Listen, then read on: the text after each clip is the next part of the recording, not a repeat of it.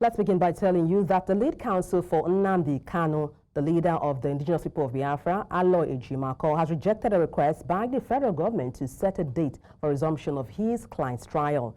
And speaking on Tuesday, Ejimako said development emphasizing that Kanu remains strong despite his ongoing detention, during which he was allowed 3 visitations weekly.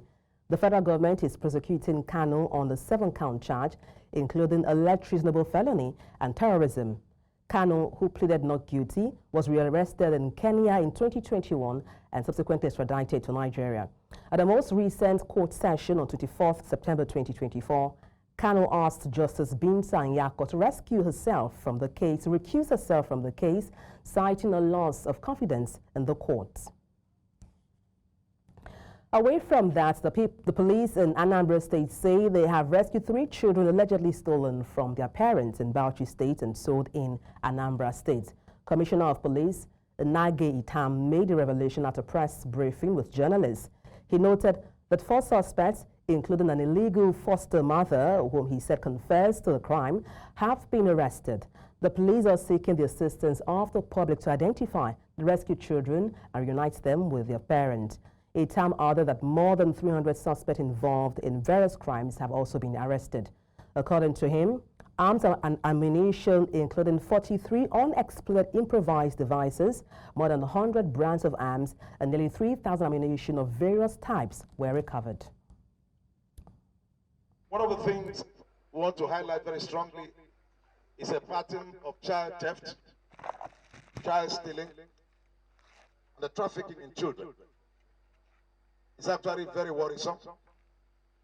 But by the painstaking investigations of our state criminal department, we were able to recover 4 children that were stolen from Bauchi State, and all of them were recovered, and the suspects to be prosecuted. Day before yesterday, again, some children that were stolen from Ondo State, 11 of them were recovered at Oraifite and handed over to the zone in Ondo. We have some here as well that we have recovered. The Federal Capital Territory Development Authority has warned against the theft of manhole covers on major roads, with the capital saying it poses a great danger to motorists and residents. And this was as the acting executive secretary raised alarm, saying the incidents are not only a cause for concern, but becoming more rampant. Our correspondent, Amadin Uyi, tells us more. It's now a war against the theft of manhole covers in the Federal Capital Territory. While many commend the provision of infrastructure within the capital, it's becoming more common as manhole covers are removed from public roads. The acting executive secretary of the FCDA says that this has now become a menace. In this stretch alone, in this area, we have about 13 that were taken out. And because of the nature of our design, infrastructural design, we have them in the middle of the road. There are sewer lines and some are stormwater lines. They are load bearing because they take the vehicular load, so they are specially made for that purpose. Though the police in a separate incident had paraded several of these suspected manhole thieves, saying intelligence information reveals that they act as a syndicate, the acting executive secretary warned that the damage of public infrastructure affects all citizens. Our operatives conducted targeted operations leading to arrest of 50 suspects and recovery of 25 manhole covers. Investigations have revealed that these individuals operate as part of a larger network. When you steal infrastructure like this, it's like stealing from yourself. It's federal government resources, it's the national resource that have been used to put it in place. So when our citizens, if they are Nigerians, come to steal them again, it's like taking what already belongs to you. The FCDA is also calling on citizens to provide the authority with intelligence information to forestall the theft of the covers. In Abuja for News Central, I am Amadin Uyi. In Nigeria's northeast, the Banu state government has announced plans to begin construction of a state-of-the-art rail system as part of its broader infrastructure development initiative. Now, this was made known during the first Executive Council meeting of 2025, where they will outline several key projects aimed at modernizing the state's infrastructure. News Center's Umaru Kirawa tells us more. This is the present state of the rail system in Nigeria's state of Borno. The coaches, overgrown by grasses, remain shadow of itself, with the rail lines in most areas a dumping ground. The Ministry of Transport and Energy is hard at work. This project requires environmental impact assessment. It requires feasibility studies, social impact assessment. It also requires compensation to be paid to places where private homes will have to be taken over to build aspects of the light rail infrastructure. So it requires time, but government is committed to it, and inshallah very soon the Maiduguri urban rail will be fully functional. Shortly after the median executive council meeting for the year 2025, Borno State government revealed that the rail project is aimed at improving transportation, boosting commerce, and connecting major urban centers within the state. When we went to China with His Excellency, last 2 months we were in the Corporation, China Railway Corporation, where we meet the managing director. So we talked about the light rail of the township of Maiduguri. They have already come and assessed the already existing infrastructure, the rail that is lying in Maiduguri from Kaswan Shanu up to Bulunkutu. I think they are going to use the existing rail, then they are going to add new one. The rail system will link Maiduguri, the state capital, with other key towns and regions in Borno, providing a more efficient means of transportation for both passengers and goods. Council took decision on the need for street naming and house numbering in Maiduguri and other urban rural locations in Borno State. This came about as a result of the urban renewal of Maiduguri. As you know, Maiduguri is fast developing. The government says the initiative will involve the systematic naming of streets and the installation of clear standardized signage, which will make navigation easier for residents and visitors as the state recovers from insurgency.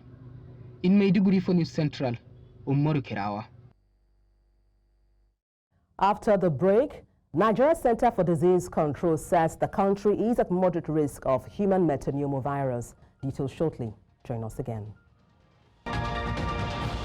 Thank you for staying tuned. The Nigeria Center for Disease Control, NCDC, says the country is at moderate risk of human metapneumovirus, HMPV. In a public health advisory, the agency said the federal government is closely monitoring the outbreak of the virus and has taken safety measures to strengthen the country's preparedness and response capacity. The NCDC said it's conducted a risk assessment for the HMPV in collaboration with the Federal Ministry of Health and partners such as the World Health Organization, WHO, the U.S. Centers for Disease Control and Prevention, US CDC, and the UK Health Security Agency. Now, while there are claims in some quarters that the World Health Organization has declared HMPV a public health emergency of international concern, the agency described it as false and should be disregarded. Nigeria's present administration recently announced the formal reintroduction of history as a subject in the country's basic education curriculum after it was abolished about 13 years ago. Many Nigerians see the reintroduction as a great initiative as educators emphasize the importance to the country's education system. Our correspondent, Omolola Ololade, has more. The fight for Nigeria's independence was a milestone in the nation's history. It is a major component of Nigeria's nationhood, and succeeding generations need to have that understanding. Educators involved in transferring historical knowledge believe that reintroducing history in Nigeria's school curriculum will help young ones appreciate the nation better and understand their identity. Our young people will now be more aware of who we are, understand our heroes, understand our monuments, our historical sites. I think that will really encourage, or I think it will change the narrative about Nigeria. Controversy is being generated by current debate over the authenticity and veracity of past events in the country tend to confirm the place of history as a veritable subject in Nigerian schools. Many Nigerians therefore see the reintroduction of history as a welcome development. With the reintroduction, I think it is something that should be commended, and I believe that will now instill the more desired information about Nigeria, and they will now understand when they are talking about Nigeria, it will be from an enlightened perspective, and they can now say, oh, this is what happened in the past. It will excite me if the subject, the history subject can back to school curriculum. It will help us a lot. It will help the generation a lot, even the generation unborn. I think it will be a good idea because it will really help us, help the nation itself, help the children and the whole world entirely. The federal government scrapped history as a core subject about 13 years ago, supposedly due to students avoiding the subject, history graduates not having job prospects, and history teachers being scarce. Experts therefore disagree with the notion, emphasizing that governments pay attention to research and development as it helps history graduates explore related job opportunities. I think it is important that the government pay attention to research and development in general. So multiple departments need research and development units, and historians make great researchers. So the fact that our young people study history doesn't mean they end up being historians or history teachers and things like that. So there are a lot of job opportunities. The reintroduction of history as a major subject in Nigerian primary and secondary schools emphasizes the importance of the subject in nation building and identity formation. In Lagos for News Central, I am Omolola Ololade. Cervical cancer is a preventable type of cancer, yet it continues to affect thousands of women worldwide. News Central's Bettina Nweli highlights its significance, the steps for prevention, and how you can play a role in saving lives. The HPV virus that causes cervical cancer lives harmless in men. It's only when a certain strain gets into women that it becomes cervical cancer. The month of January is the Cervical Cancer Awareness Month, serving as a reminder for women to take proactive steps towards their health. According to the World Health Organization, cervical cancer is the fourth most common cancer in women globally, but with early detection, it is highly treatable. I'm not aware about cervical cancer. No, I don't know about it. I'll hear about it, but I don't know about it. I've heard about cervical cancer, but I don't really know much about it. But I know it's prone to women, and it's the cancer of the cervix. I know about the human papilloma virus, and I know about its vaccine. I have been vaccinated. According to the Information Center on HPV and Cancer, approximately 12,075 women are diagnosed with cervical cancer each year in Nigeria, with about 7,968 succumbing to the disease, making it the second most frequent cancer among Nigerian women and the second leading cause of cancer deaths among women aged 15 to 44. Cervical cancer is one of the cancers that presents no symptoms until it has become cancer. That is why we're, ringing on the bells, knocking on doors, letting people know that cervical cancer is preventable. And the reason it's preventable is because before it becomes cancer, we can catch it early when the precancerous cells are growing. So women won't know that they have cervical cancer until it has, it has gotten to the bad stage. In 2020, the latest year for which data is available, Nigeria recorded 12,000 new cases and 8,000 deaths from cervical cancer. If people are not aware of anything that's happening, then they will be ignorant and deaths will be occurring. Cervical cancer is 100% preventable. So if you're a woman that is sexually active, ask your doctor about, doing the smear test. Ask your doctor about cervical cancer prevention. If you have children or girls especially, from the ages of 9, get them vaccinated. When you get children vaccinated at that age, you're preventing one case of cancer being prevented for the rest of their lives. Another thing is for women to go and get HPV tested. Let's know your status, know, if there's HPV in your system and things like that. It's important to raise that awareness. The month of January isn't just about resolutions. Schedule your screening, talk to your healthcare provider about the HPV vaccine, and share this knowledge with all and sundry in order to make a difference by spreading awareness and encouraging preventive care in Nigeria. In Lagos, for News Central, I am Bettina Unwili. Thank you for staying with us. Ghana has sworn in President-elect John Mahama in the capital, Accra, before an audience of about 20 regional leaders. Now, Mahama has pledged to revitalize the West African gold and cocoa producer nation.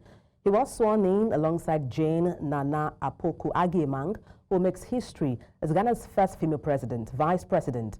Mahama secured 56% of the vote in the nation's presidential election on 9th December, defeating the ruling party's candidate, Vice President Mahamudu Bawumia, who garnered 41%. He succeeds outgoing President Nana Akufo-Addo, who served 2 terms in office.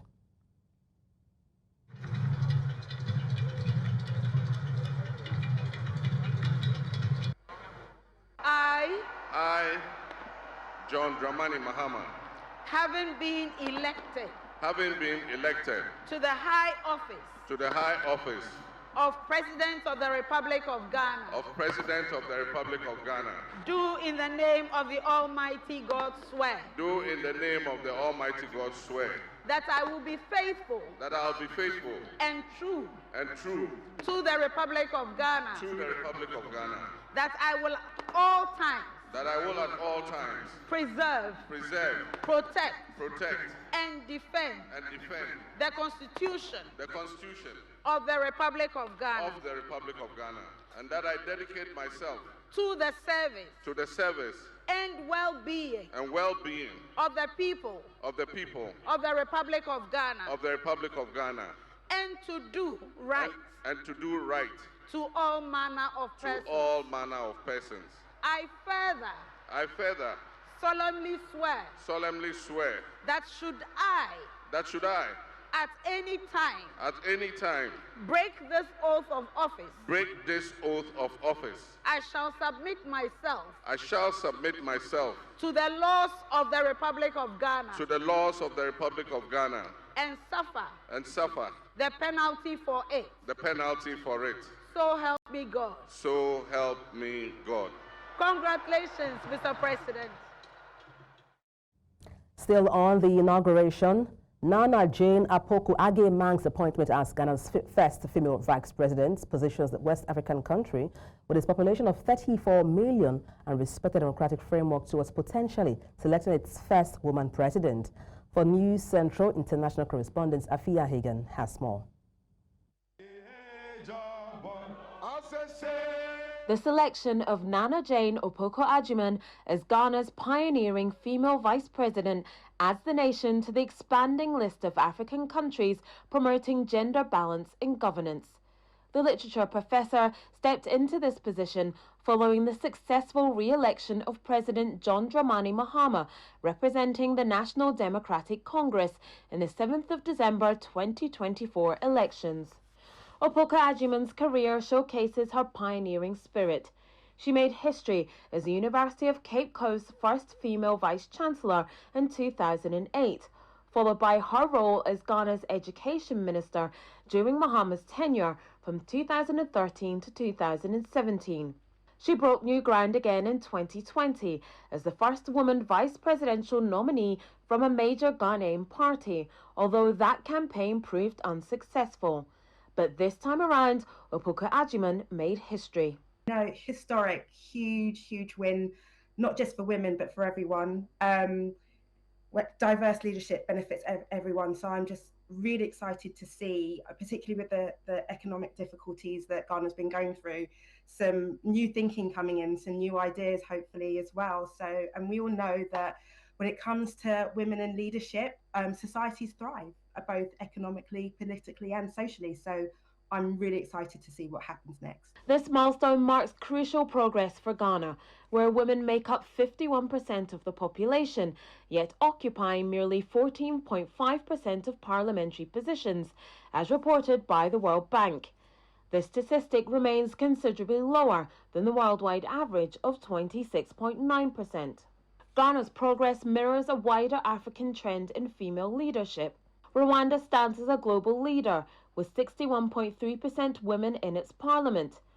Tanzania's President Samia Suluhu Hassan and Namibia's Ntumbu Nandi-Ndaitwah, who made history as her nation's first female president, exemplify women's growing influence in African governance.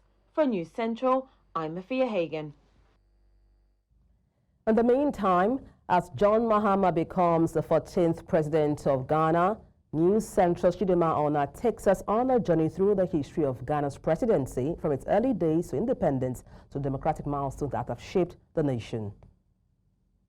Ghana, formerly known as the Gold Coast, stood as a beacon of hope when it became the first sub-Saharan African country to gain independence from colonial rule in 1957. Kwame Nkrumah of the Convention People's Party became Ghana's first president in 1957, led the country without a deputy until a military coup in 1966 ended his tenure. In 1979, Flight Lieutenant Jerry John Rawlings came onto the scene, first by leading a military government before transitioning Ghana back to civilian rule in 1992. Rawlings' deputies were Ko Kensen Akar from 1993 to 1997 and John Atta Mills from 1997 to 2001. After Rawlings, John Agyekum Kufuor assumed office in 2001 with his deputy Aliyu Mahama under the New Patriotic Party. The mantle then passed to John Atta Mills in 2009. He served Ghana with his deputy John Dramani Mahama under the National Democratic Congress. Mills' vice president, John Dramani Mahama, succeeded him from 2012 to 2017 under the same political party, National Democratic Congress, with Kwesi Amisa Arthur as his deputy. Mahama's presidency laid the groundwork for Nana Akufo-Addo, who came into power in 2017 with Mahamudu Bawumia serving as his deputy under New Patriotic Party to January 2025. Now, as John Mahama ascends the presidency for the second time, Ghana's democratic journey continues. His leadership represents another chapter in the nation's evolving story. In Lagos for News Central, I am Chidima Ona. The 2024 report by the International Monetary Fund, IMF, shows growth in sub-Saharan Africa was projected at 3.6% in 2024, remaining unchanged from this year, with a modest increase to 4.2% anticipated by 2025. Now, while these figures show some progress, they fall short of what is needed to significantly reduce poverty levels or address the region's pressing developmental challenges. What lies behind these persistent economic struggle? How is it that many African countries are endowed with substantial natural wealth, yet poverty continues to plague much of the continent? The answers are multifaceted, involving governance issues, resource mismanagement, and historical challenges that have impeded growth. And to help understand this, we're joined by Dr. Nyasha Kaseke, who is an economist and senior lecturer at the University of Zimbabwe. Good evening. Glad to have you join me on the news. Yes, good evening. How are you? Very well, thank you for asking. Let me kick off by asking you, what are the main factors responsible for stagnation, and how does this compare to other regions globally? Yes, if you look in terms of sub-Saharan Africa, more specifically in terms of Southern Africa, it is more like a region which depends more on agriculture. So whatever happens in terms of climatic change, this to do with El Nino, this to do with the droughts, this to do with dry spells, negatively affect the output of each and every country in sub-Saharan Africa. Then if you also look in terms of some of the war that are actually happening, for example, the Russian war against maybe this other country that is actually fighting with, it is negatively affecting the supply of chemicals, more specifically in terms of ammonia, which is one of the major components that is used in agricultural chemicals that we produce. And also to add on that, the issue to do with other wars, such as the Gaza wars, etc., have been affecting the movement of ships and also products, commodities, which are also supposed to be coming to Africa, and hence also affecting the price of commodities in the form of fuel.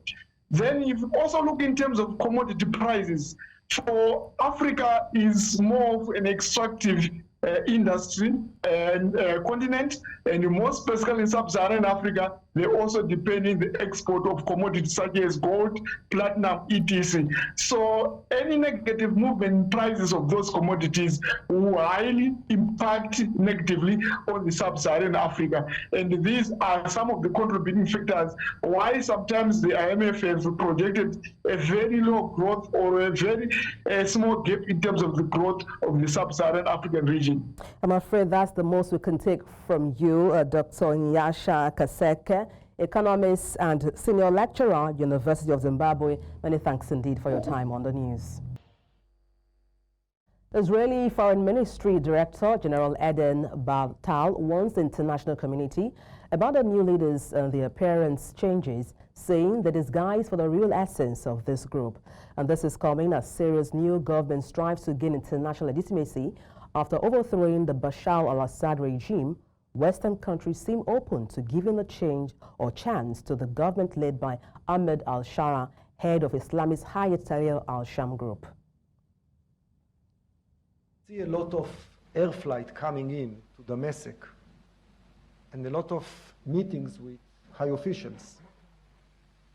We want to warn everybody not to buy so quickly the smile attack or shorten the beard or using Western suits to disguise the real essence of this group. And we are calling the international community to raise its voice. And in meetings, when they are meeting in Damascus, that should be the #1 demand put to the new regime: stop the killing of the minorities. With regard to the Kurds, I want to draw your attention to the fact that Turkey holds 15% of North Syria. They has their own militias called SNA, and they are not just controlling the area,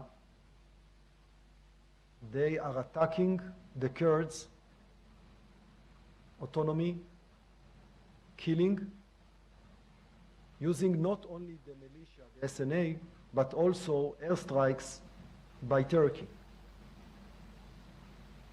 The international community must call Turkey to stop this aggression. U.S. Secretary of State Antony Blinken insists that ties between the United States and Japan are stronger than they have ever been before, and that the two countries are committed to continuing cooperation for many years to come, as Blinken meets with Japan's Prime Minister Shigeru Ishiba during a visit to Tokyo on Tuesday. Now, Blinken's visit comes days after U.S. President Joe Biden blocked Nippon Steel's takeover of U.S. Steel. Marco Rubio is expected to succeed Blinken only 2 weeks before President-elect Donald Trump takes office. After meeting with Prime Minister Shigeru Ishiba, Blinken told reporters that the visits at the start and finish of his term demonstrate the importance of the U.S.-Japan alliance for Washington. Look at the last 4 years. We've seen an alliance, a partnership, a friendship that's grown stronger than it's ever been before. If you look at what we've done together on strengthening our security partnership relationship, modernizing our command and control, working together on defense co-production so that we can strengthen our defense industrial base and have an even stronger deterrent. We've also seen together that increasingly security around the world is indivisible. When Russia committed its aggression against Ukraine in 2022, one of the first countries to stand up strongly for Ukraine was Japan, because we're living at a time where there's a greater premium than ever before in like-minded countries finding ways to work together, to coordinate, to cooperate, to communicate. Japan, the United States are leading the way, and I have great confidence that that will continue for many. The United Nations Rights Chief on Tuesday says Iranian authorities allegedly executed more than 900 people last year, including around 40 in a single week in December. Volker Turk stated that at least 901 people were reportedly put to death in 2024, making it extremely alarming that the number of Iranians facing the death penalty is rising year after year, which compares to at least 853 people executed in Iran in 2023. Iran uses capital punishment for major crimes including murder, drug trafficking, rape, and sexual assault. Activists are increasingly alarmed over the surge in hangings in Iran. We're deeply troubled by the marked increase in executions in Iran last year. At least 901 people were reportedly executed in 2024, including some 40 in 1 week alone in December. At least 853 people were executed the previous year in 2023. Most of the executions last year were for drug-related offences, but dissidents and people connected to the 2022 protests were also executed. There was also a rise in the number of women executed. It's high time that Iran stemmed this ever-swelling tide of executions. We oppose the death penalty under all circumstances. It's incompatible with the fundamental right to life and raises the unacceptable risk of executing innocent people. And to be clear, it can never be imposed for conduct that is protected under international human rights law. The UN Human Rights Chief Volker Turk urges the Iranian authorities to halt all further executions and to place a moratorium on the use of the death penalty with a view to ultimately abolishing it. In the world of business, achieving economic prosperity in Nigeria requires bravery, innovation, and perseverance. The path ahead will be challenging and devoid of shortcuts as the nation faces issues such as high inflation, dwindling foreign reserves, depreciating naira, low productivity, increasing energy costs, and a struggling job market. There are also concerns regarding the rebasing of GDP and inflation figures. Now, while rebasing is a crucial process, Teslim Shitabe, chief economist at ProShare, expresses view on whether there is a reason to be concerned about the potential for inflated GDP and understated inflation as a result on the Business Edge show. And truly, with the foreign exchange rate where it is, we don't actually see an exaggerated GDP going into 2025 and beyond. Of course, I would say that the last GDP rebasing exercise in 2020 resulted into an increase in our GDP of about 60%, and that resulted in an output adjustment in our GDP valuation to nearly $500 billion. That placed Nigeria at the top of Africa in terms of GDP. This exercise may not necessarily be the same. And then one point I would really quickly want to raise is that GDP by global standards should be rebased every 5 years. That's 5 to 8 years. But as a matter of fact, our proposition is that GDP rebasing should be annual if possible. Because and because of the volatility that we see in the system, we would love to have a situation where we can rebase. So when I compare GDP in 2024 with 2025, I'm actually comparing apples and apples rather than apples and oranges. So I think rebasing is necessary. I think it's long overdue, actually. That's the position of ProShare. We feel that the rebasing is necessary. It's been long overdue. And the earlier we keep rebasing until we get some element of stability in domestic inflation, GDP growth, as well as our foreign reserve position.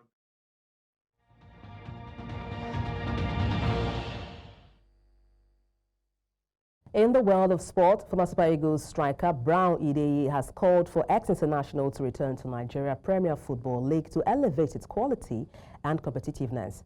And speaking on News Central's sports flagship program, Game On, Ideye highlighted that former players joining the MPFL would not only boost the league standards, but also serve as a meaningful way to give back after years of playing abroad.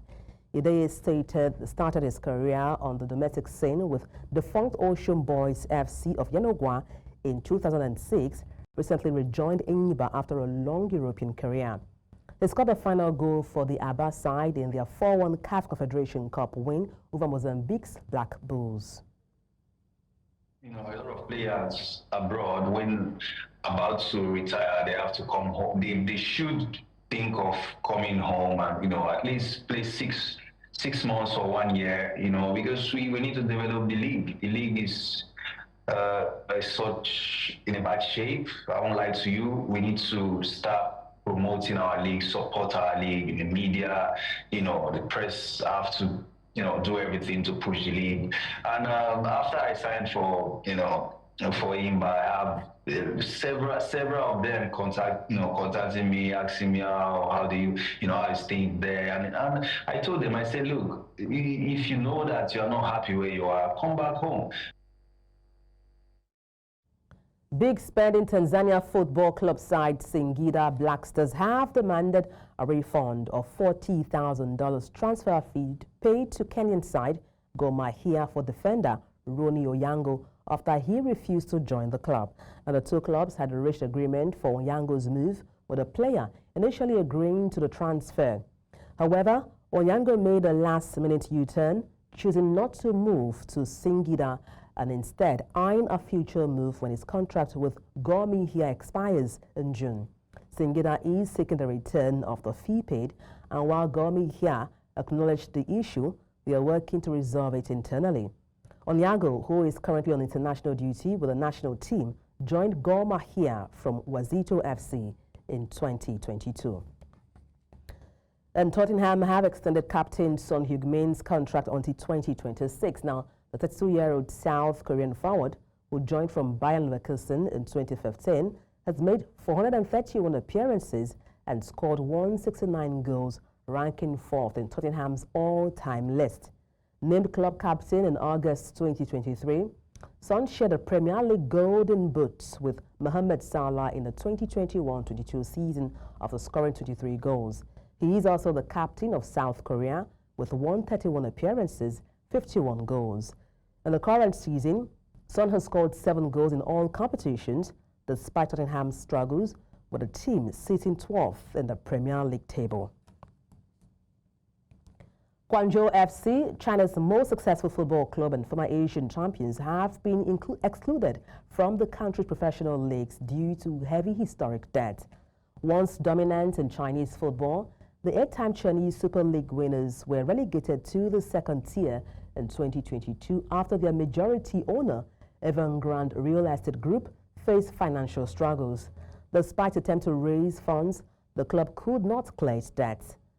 Quanjian, formerly Quanjian Evergrande, had won 7 consecutive CSL titles from 2011 to 2017 and 2 Asian Champions League trophies. They were also involved in major signings, including a record-breaking $46 million deal for Jackson Martinez.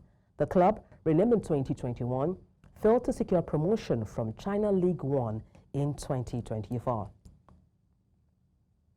And that's all on the news. Let's take a look again at some of the major stories.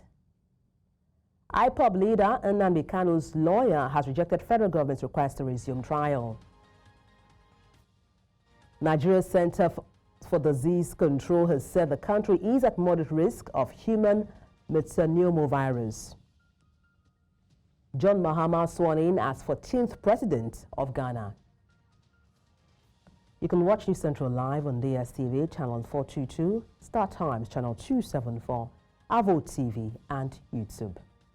Many thanks for watching. I am Adibola Adiduba.